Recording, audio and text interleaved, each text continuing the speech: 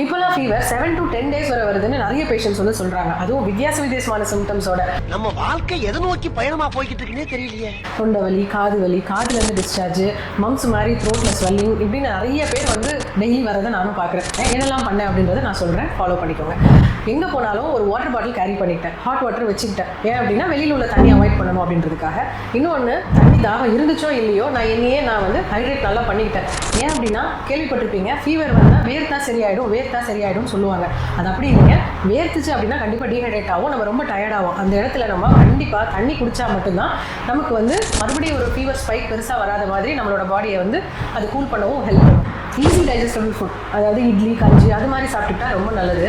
காரமாக பிரியாணி சாப்பிட்டா சளியெல்லாம் செட்டில் ஆகிடும்னு சொல்லுவாங்க. தயவு செஞ்சு அந்த அட்வைஸை மட்டும் ஃபாலோ பண்ணாதீங்க. அது கண்டிப்பாக ஒரு இன்டைஜஷனோ இல்லை ஒரு ஸ்டமக் ப்ராப்ளத்துலேயே தான் கொண்டு போய் முடியும். 8 hours ஆஃப் ஸ்லீப் ரொம்ப முக்கியங்க.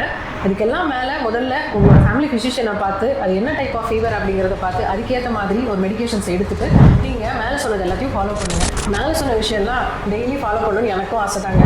நம்ம என்ன வேலையா செய்ய போறோம்? சும்மா பார்க்க போறோம். இருக்கட்டும், அதுக்கு நம்மளுக்கு என்ன கம்மட்டும்.